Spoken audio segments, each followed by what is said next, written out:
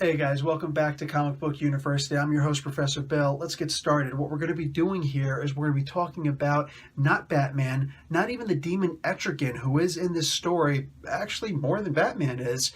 We're going to instead be talking about Arkham Asylum itself. The story itself is called Arkham Asylum in Hell. It is a great story. I would not be doing this story if it weren't great. It's 6 issues. Follow along with me as I review this incredible story. You're not going to forget it. Arkham Asylum, the most notorious establishment in comic book history. First appearing in Batman number 258 in October of 1974. It's the unsavory alternative to Blackgate Penitentiary for Gotham's criminal element.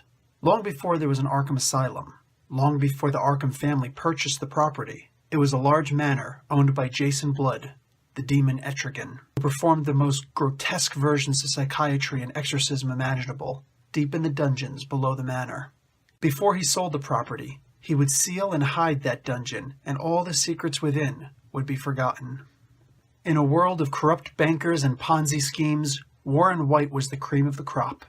Dubbed the Great White Shark, he was a womanizing Wall Street type who talked down to everyone, thought himself above every law, and answered to no one.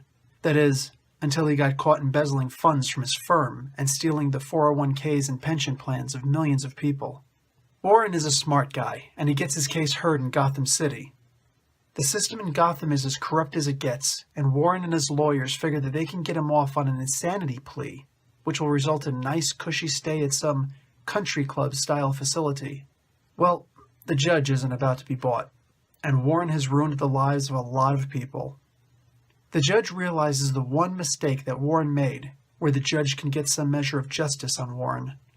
Namely, he sends Warren to Arkham Asylum. His lawyers are furious and do everything they can to reverse the decision, but to no avail. Warren, for his part, doesn't even know what Arkham is. I'm not afraid. You will be. You will be. His lawyers take longer than he expected, and he's unceremoniously sent to Arkham. Warren really has no clue as to what he's in for, as he makes fun of the situation before he even gets to Arkham in the back of the bus, bringing several patients back there. He's talking so much and making light of everything and everyone around him, all the spandex super soldiers. The Riddler at one point tells him to shut up, to which he replies, "Hey, what's that big question mark for? Your sexual identity?" All through processing, he makes light of his situation. While being escorted to his cell by Chief Officer Aaron Cash, Warren comments on how he might just buy Arkham and turn it into a theme restaurant.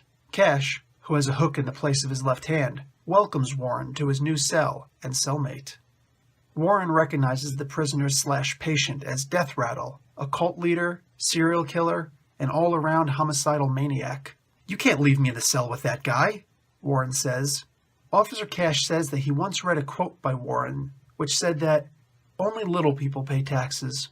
Cash comments that, due to recent tax cuts, most inmates at Arkham have to share cells, and unceremoniously tosses Warren into the room. Cash comments that Warren used to be the Great White Shark, but that now he's just the new fish.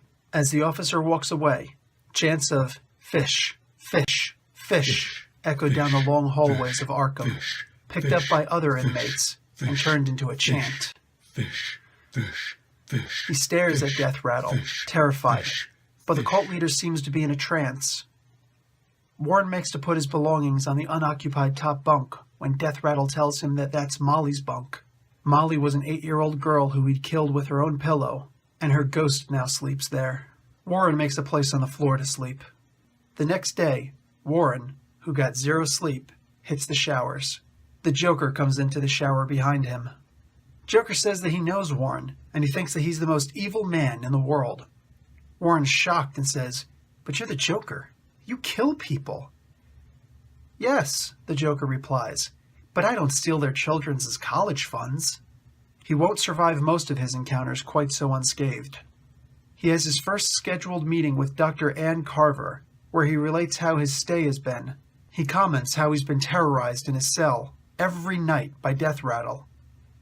Killer Croc slashed his neck, commenting that a new fish, great white shark or not, should have gills, and at one point, he had a 50-50 chance of losing an eye due to staring at Two-Face for too long. He comments on how his lawyers aren't returning his calls, and he's willing to do anything to get out of Arkham. Dr. Carver offers Warren her help, but says that she'll need $20 million to do it. That's a drop in the bucket for Warren, so he agrees. Some time goes by when the paperwork goes through. Dr. Carver needs only make a last few couple signatures, but she wants the money first. Using her office phone, Warren calls the banker of one of his accounts in Zurich and authorizes the transfer. While they wait for the money to register, Dr. Carver begins making out with Warren. Just then, Batman breaks through the window and attacks her, tossing Warren out of the way. Dr. Carver was murdered 2 months ago by Jane Doe, an Arkham patient who learns everything she can about a person and then kills them, taking their skin and living their lives. She's been posing as Dr. Carver the entire time. Warren's deal was a bust, and he'd have to stay at Arkham. Later, Warren is able to plead his case directly to Dr. Jeremiah Arkham. However, Dr. Arkham declares that Warren absolutely is insane and that he's right where he belongs. He also mentions that, since most of the administrator's pension funds have been lost due to Warren's thievery, they will be seeing a lot more of each other. Meanwhile, the Mad Hatter shows Two-Face a mirror and declares that he believes that, since people who are right-handed think with the left side of their brains and vice versa, that Two-Face is the biggest contradiction there is. Two-Face flips out at this concept, not being able to fully grasp it, and not accepting what it means for the parts that he does understand. He smashes the mirror, badly damaging his hands, much to Mad Hatter's sadistic delight. Due to the short staff they have to keep at Arkham, Dr. Carver's funeral will be held 5 times in order for everyone who wants to pay their respect to get a chance to schedule their break time to pay their respects. Chief Officer Cash visits Jane Doe in solitary and tells her that this is only the beginning of her torment, because Dr. Ann Carver, whom Jane had murdered, had a lot of friends in Arkham. Jane informs Cash that Dr. Carver did not reciprocate the feelings of desire that Cash had for her. In fact, she found him repulsive. Jane adds that if Dr. Carver had been alive to see the hook replacement for Cash's left hand, then she'd have been even more repulsed. Cash demands to know where the body is, but Jane refuses to answer. In the cafeteria, Warren finds a finger and screams. The ventriloquist grabs the finger, declaring that it belongs to Mr. Scarface. Fellow patient Lunkhead had torn the doll apart for fun and spread the pieces everywhere. Dr. Crane, the Scarecrow, was enamored by Warren's scream and asked him to repeat it. When he wouldn't, Crane stabbed him with a fork. Lunkhead was angered by the repeated disturbance and started a cafeteria fight. All the patients had to be detained, including Junkyard Dog, a smelly inmate who was obsessed with digging in the trash, and Humpty Dumpty, a patient who talked in nursery rhymes and who was obsessed with taking things apart and putting them back together again. Humpty had been gathering chicken bones during the riot and put them together to form a chicken skeleton. That's messed up. Humpty's taken into Dr. Arkham's office, where he's asked to put the pieces of the mirror back together, the one that Two-Face shattered. He does so, and just as the doctor suspected, there's a piece missing. A piece of glass, especially one shaped like a shiv, is especially dangerous, so finding that piece of glass is top priority. Warren sees the medical doctor in the infirmary for the fork wound. The doctor comments on how he sees Fish every day for some new gash or slice and suggests that he commit to forming a supervillain team-up of sorts, indicating that he needs protection. Just then, Two-Face, whose hands are completely bandaged up, drops his coin. Warren picks it up and Two-Face demands that Warren tells him if it's good side up or scratch side up. He makes Warren his official coin flipper. Warren, the great white shark, actually starts to do pretty well for himself. He feels confident enough in his protection that he tells his roommate Death Rattle that he doesn't care which ghost he offends, he's sleeping on the bed tonight. Warren turns to put his blanket on the bed and Death Rattle is right in front of him. He is tall and very intimidating, and he's a self-professed psychic. He believes that he can talk to the dead, and that one day he will be the first sacrifice for a great purpose. He tells Warren that he's been in communication with Mr. Richard G. Milton, and that he wants Death Rattle to kill Warren, unless Warren gets rid of all of his earthly possessions. Mr. Milton was the accountant who discovered Warren's embezzlement after Milton realized that Warren really was such a bad guy and that there was no hope of stopping him or exposing him. He committed suicide.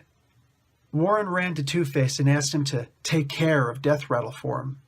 Two-Face told him to flip the coin, but when the good side came up, he told Warren that he was on his own. Warren flipped out. "What's the good of being your lackey," he yelled, "if you're only going to protect me half the time? I want out." "You want out?" Two-Face replied. "Flip the coin." Luckily, Warren was saved from whatever potential outcome there was likely to be by Humpty Dumpty, who grabbed the coin midair and said, "He's with me now." Humpty was a model inmate, and Dr. Arkham allowed him a favor. Humpty asked for Warren to be transferred to his cell. Dumpty discovered that Junkyard Dog had found Dr. Ann Carver's shredded patient notes in the garbage during the recent riot. Humpty found out that Dog had gone to Death Rattle with this info, and that this is where the shakedown was happening. The only strange thing was, Death Rattle never asked for any of that money. He just told Warren to divest himself of it. None of that mattered to Warren, though, as he was safe. Well, the safest he'd been since coming to Arkham. The next day, Humpty Dumpty is rewarded with all the missing pieces of Mr. Scarface. Dr. Arkham has asked him to put the pieces back together again. Warren takes the time to ask Dr. Arkham if his lawyers had gotten back to him. Officer Cash tells Warren that all of his fancy, high-priced lawyers have fled the country, but if he's lucky, then a court-appointed defender might stop by tomorrow. In another cell, Junkyard Dog and his new roommate Doodlebug are talking. Doodle asks why Dog is always going through the trash. He replies, "You never know what it may yield. A winning lottery ticket, a credit card receipt, even the key to this cell." He asks Doodlebug how the street tagger ranked enough to get him into Arkham. Doodlebug explains how he really was just a spray paint mural artist, but then he found his muse, and it guided him to painting works that got him international acclaim. He became very wealthy, but following your muse can take you to dark places. Junkyard Dog had stolen that piece of glass that Two-Face had shattered. Doodlebug used it to cut his hand in order to provide some blood that he could use for paint. A guard named Wrigley came in and whispered to Junkyard Dog that it's time, and that he has 20 minutes tops. Dog goes with Wrigley, who informs the inmate that he rigged the cameras to be on a loop, so no one can see them walking in the hallway. It's also revealed that Junkyard Dog has the shiv of glass with him. He doesn't use it on the guard. Rather, he's brought to the shared cell of Poison Ivy and Magpie. Magpie will do anything for the shiny objects she collects, including giving herself to the dog in exchange for that piece of mirror, right in front of the repulsed Ivy. Meanwhile, Humpty and Warren exchange stories of how they landed in Arkham. We know Warren's story, but as for Humpty, he had a lot of tragedy happen to him. A demolition company accidentally destroyed his house as a child.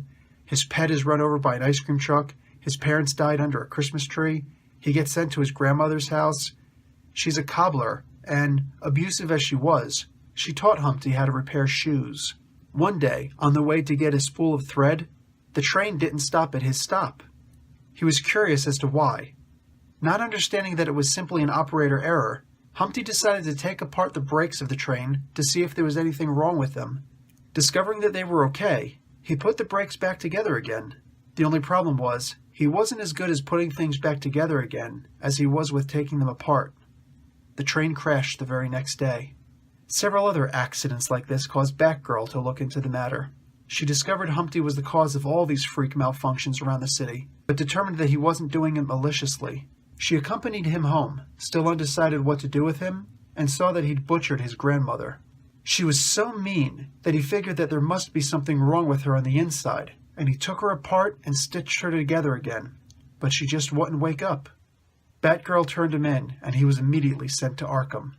He realized that he didn't do such a great job on his grandmother, but he was learning, just like he was doing with Mr. Scarface, who, by the way, was put back together again horribly. When Warren was asked why he chose to help him, Humpty replied, "You're the worst man I've ever met, and I just know that if I give it my all, then I can get in there and fix you. Good night, Mr. Fish." Meanwhile, Mr. Wrigley was waiting for Junkyard Dog and Magpie to finish their business. Jane Doe called Mr. Wrigley in to ask him for a favor. He entered solitary and said that he doesn't do favors for nut jobs like her, but Jane just tricked him into getting closer so she could kill him. She'd been studying Wrigley for a while now, and knew that she could imitate him and get out of Arkham. Dressed as Wrigley, she escorted Junkyard Dog back to his cell, but she didn't close it all the way. She also opened all the cells of the other inmates, allowing for a major escape attempt. She only wanted the commotion for the escaping and rioting inmates so that it would provide her cover she needed for escaping herself. But she had a commitment to keep, and she ran to Humpty's cell and grabbed Warren. Outside of Arkham, there's a murder investigation going on where the victims are so mangled that even Harvey Bullock can't stomach the sight. He is partnered with a specialist who was called in, one Jason Blood, otherwise known as the Demon Etrigan. Jason states that the victims have only one thing in common, and that is the sin of pride. He deduces that the only reason why the killings have stopped is that the killer himself has been caught and sent to Arkham, without this case having ever been solved. Predictably, a full-blown riot breaks out in Arkham. Dr. Jeremiah Arkham, who hasn't gotten a full night's sleep in 10 years due to interruptions of some sort or another involving one of the inmates, finally has a restful, quiet, uninterrupted sleep. He knows something is wrong, and he grabs his shotgun and heads to Arkham. It's a really funny moment. Officer Cash is beating inmates several at a time. He really is a tough SOB. In the confusion, Joker and Two-Face escape. Joker plans on killing everyone in the phone book whose name is a palindrome, starting with Nora Barron. He offers Two-Face a partnership, but a coin toss denies that team-up. Jane, still disguised as Officer Wrigley, is dragging the unconscious body of Warren down the halls. Officer Cash tries to pursue, but comes face-to-face with Killer Croc. Flashback. What it turns out happened is, Killer Croc was being transferred from one cell to another, and his tranquilizer wore off, so he starts trying to escape, and he's beating the snot out of all these guards. Well, Officer Cash happened to be in talking to Ann Carver, Dr. Ann Carver at the time, but he ran out to try and stop Croc. Ann came out also and tried to get away, but tripped and fell. Croc went right for her, and in the distraction, Cash actually wound up getting his left hand bitten off. Yeah, tragic. He developed a terrible fear of Croc since then, avoiding all contact with him since the incident. But now he was face to face with him, alone. He stumbles when Croc lunges at him, but Dr. Arkham appears behind Croc and takes him out with his tranq shotgun. They walk away, radioing in for a sleeping agent to be dispersed in the hallways. The guards in the security room don't understand why, because, according to the cameras, everything is fine. Poison Ivy and Magpie have taken the opportunity of the riots to work on digging a hole, using all of Magpie's collected shiny things to reflect the moonlight from the window down into the hole. They make their way down and are attacked and captured by zombies. Okay, the mood of this comic just completely changed. Humpty Dumpty was a deep sleeper. He slept through the entire riot and, when he woke up, saw his door opened and the residual sleeping gas that was filling the hallways. What he didn't see was his roommate, Mr. Warren White. Security's trying to figure out why the men's section didn't register anything that happened, and it's reported back that the women's section is all clear. Not so, however, as the zombies have entered the women's section, and they're killing and capturing the women, having come up through the hole that Ivy and Magpie made. Jane Doe took Warren to her secret hidey hole, Mr. Freeze's cell. He and Clayface escaped when Officer Cash needed some time off to heal after Croc bit off his hand. Jane had used that time to escape too, but she took over Dr. Ann Carver during the time instead. She was using Mr. Freeze's vacated cell to store the skin she was making, and the body parts she'd saved. She kept hands for finger and palm prints, and eyes for retina scans. Also, she'd kept her tape recorder there, which she'd saved certain key people's voices for voice recognition and to practice mimicry. She noticed that Fish/Warren had a lot of new wounds since the last time she'd seen him, and now she had to reopen those wounds so that she could replicate them exactly on the skin she'd made to replicate Warren. Back on the outside, Detective Bullet takes cheap shots at Jason Blood, but at Blood's place of business, Occult Studies and Antiquities, he sees several pictures, namely, that it was Jason Blood's family who owned the property that is now Arkham Asylum, before it was sold to the Arkham family. In reality, it was Blood himself, as he doesn't really age since he possesses the demon Etrigan. Blood states that he believes that the murderer who's been killing people ritualistically for the sin of pride, who is now at Arkham, has been trying to appease the Scarva, 7 demons who were the greatest torture lords of hell, assigned to torture those who committed the first sin, pride. He opens a cabinet that houses 7 tongues in 7 jars, and Bullock has seen enough. He takes out his 9mm and points it at Jason, demanding that the demonologist drop the jar and surrender. Bullock has seen that Jason has the same carvings etched into the cabinet, and he's seen too much. He accuses Jason of being the killer.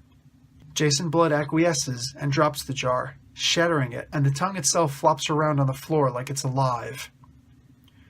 Bullock is distracted by this, and Jason ensorcels him, telling the detective to gather all the tongues and follow him. Bullock complies. In the meantime, the security detail finally realizes that something is wrong, as Officer Cash's left hand is ID'd to release the junkyard dog in Doodlebug. The dog stole his hand during the original scuffle with Killer Croc. Everyone just assumed that Croc had eaten the hand. Also, in the special prisoner section, Dr. Carver's hand is ID'd, as that's what Jane Doe uses to get out of Mr. Freeze's cell. Both these events cause a stir in the security room, but two different parties have to go to figure it out. Jane, for her part, has completed her work, making herself look and sound exactly like Warren, whom she leaves alive, though bleeding profusely in the cold room. She locks the door and turns the temperature even lower, leaving him to suffer a slow death. She walks out only to be discovered by Humpty Dumpty, who's been looking for Warren. Humpty takes her towards their cell, but Jane needs to go the other way, as she's been trying to get out of the asylum. Doodlebug and Junkyard Dog are leaving down this long hallway. Doodlebug finds an old painting he'd started from way back when he was just a painter in the halls of Arkham. No one knew, but that's how he'd gotten his muse. It turns out that the zombies that have run over the asylum were actually the 7 demonic Scarva that Jason Blood had buried in the hidden dungeon before he'd sold the estate to the Arkham family several centuries ago. They were actually regular people who had been truly insane, but Jason Blood killed them and placed the demons into the mortal shells, binding them there. The tongues he was saving belonged to the demons' now mortal bodies. He removed the tongues in order to prevent them from calling upon their magics, which is why they only hissed, because they were incapable of more than zombie sounds. So Doodlebug was painting these walls as a contractor when the demons took over him with suggestions. He went out and killed people and carved markings into them to anoint their blood, then used that blood to paint with great designs that awarded him lots of money, but he was sent to Arkham for being obsessed. They never discovered that he was the ritualistic murderer. Now he'd come full circle and meant to finish the designs his muse demanded of him. Warren White was still trapped in Mr. Freeze's cell. The temperature turned down to unbearable, flesh-numbing cold. He was able to break free of the ropes that held his hands, but he lost 3 fingers and his right thumb in the process. His skin became brittle and his hair fell out. He fell on his face and, when he lifted himself up, left his nose and upper lip on the icy ground. He'd actually begun to go mad in the madhouse. Jason Blood drove up to the asylum, leaving Detective Bullock to wait in the car. Jason cast the spell that would turn him into the demon Etrigan and flew into the asylum and battled the demons. Jason was doing just fine, but he wasn't expecting Doodlebug to have been there, and fully channeling the power of Cthulhu, the demon hell lord who served as his master of the 7, and he was caught in a spell that prevented him from moving. Doodlebug needs more paint, so he sends the Scarva demons to secure more live bodies from the men's ward and the security detail. Etrigan tries to warn him away from this action, trapped in the spell of holding, but what bad guy ever listens to reason? The Scarva summon ghosts to help them. One such ghost is Richard Milton, the accountant that Warren had fired and driven to commit suicide. He breaks down Freeze's door and confronts Warren, but the meek Warren, who first came to Arkham, is gone, and in his place is the very insane Great White Shark who fears nothing, but whose mind is still as sharp as ever. Mostly he just lost a lot of blood. He chokes the ghost, able to touch him because his ghost fingers had returned to him. He popped off Milton's head, leaving the accountant with the same look of hopelessness he'd originally died with. Warren leaves to go see what's to do. With the power out, there's not much that the security guards can do, but a few men have the capacity to think in the emergency. Cash starts climbing up into the ventilation shaft to try and make it to the roof to get the power on, or at least activate the bat signal that's up on the roof. Dr. Arkham asks if any of the men have a cell phone. At least one does, and Dr. Arkham takes it, calling the men idiots for not thinking of that. Jeremiah Arkham calls the Gotham National Guard. Colonel Alvin Evanella answers and says he'll mobilize and deploy the troops right away. He's interrupted by the Joker. Why? Spell Alan Evanella backwards, and remember that the Clown Prince of Crime had decided to kill people with palindrome names. Fortunately, Batman realized that the Joker was killing these people in the order of the phone book, and he was able to save the Colonel. Down below Arkham, Doodlebug has enough paint to be able to finish his masterpiece. In order to summon the demon who guides him, he must begin sacrifices. Death Rattle begs to be the first, stating that this is his divine purpose. He really could see the ghosts and communicate with them, but they mock his sacrifice after he's dead. Doodlebug asks for more volunteers, and Lunkhead offers himself. But he doesn't, and he protests. He's not any more crazy than the next guy, but he isn't arguing with himself. The ventriloquist is actually getting his revenge on Lunkhead for breaking apart Mr. Scarface. Lunkhead burns nicely. Jane Doe is able to get away from Humpty Dumpty, but she ran right into Warren. Horrified by what he'd become, she screams, which alerts the nearby ghosts who were the people that she'd killed. They chase her. Dr. Ann Carver is one of those ghosts, and she gets distracted when she hears Officer Cash nearby. She tells Cash that he has to go down to the East Wing, where all of the action is, just like Warren, the shark, is taking Humpty. She tells Cash that he has to help, that he's the only man who can. Doodlebug mocks Dr. Arkham, who's finally been caught, and slices his stomach, non-lethally, and finishes his painting with that last bit of blood. Etrigan laughs at Doodlebug and tells him that the end of the puzzle is the end of his life, as Cthulhu rips from Doodlebug's body and appears before the survivors. The Scarva tell Cthulhu that they tricked the mortal into appeasing the Hell Lord before summoning him, so that he would take them back to Hell. However, the Hell Lord can't understand them, because they don't speak in rhyme. Etrigan reveals that, even with the return of their tongues, he had used sorcery to remove the ability to rhyme from the Scarva. They can only keep Cthulhu on the mortal plane of existence while they have souls to sacrifice, but they don't have many souls left, so they have to figure something out. Etrigan can rhyme, but they know his price will be high. Warren the Shark White steps out to offer his help. The Scarva asks why he, a mortal, would be willing to help them. Warren entreats, "Look into my soul. What do you see?" They reply, "The worst man we've ever met." "Exactly," he says.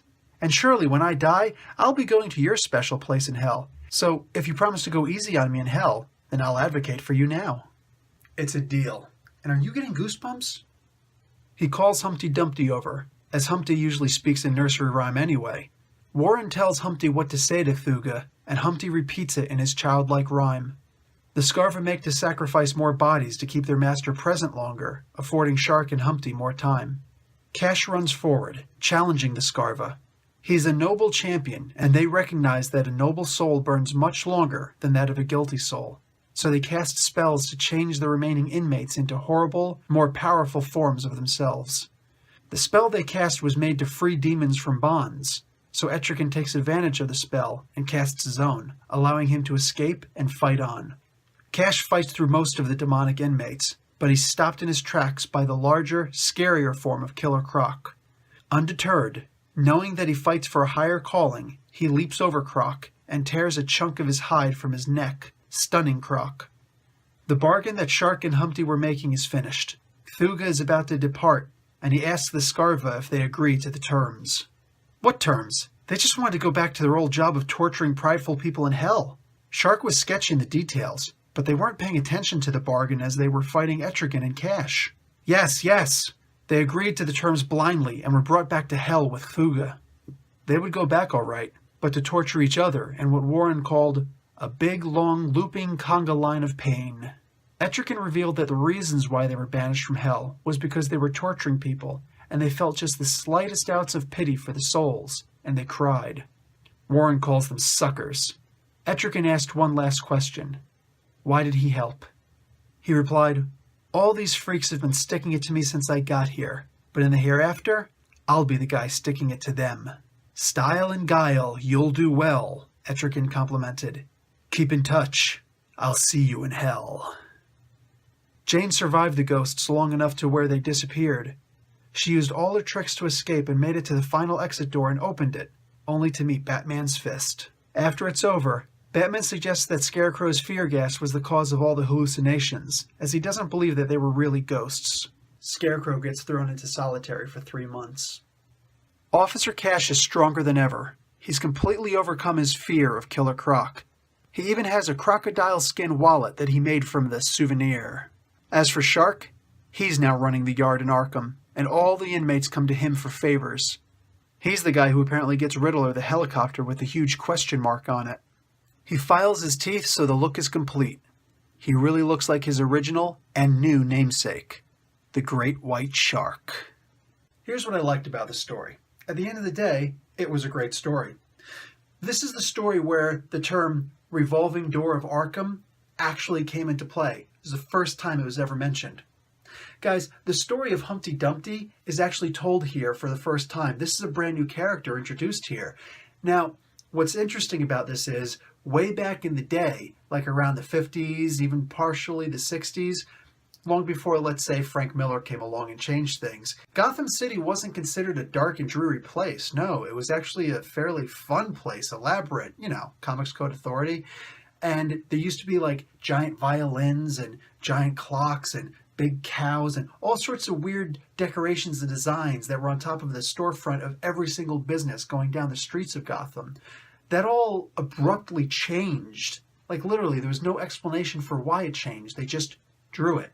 But now we finally have an in-continuity explanation for why that changed. I could tell you what those reasons are, but I'd rather you just get the book and read it. It's worth it. Also might be a little Batgirl in there for you.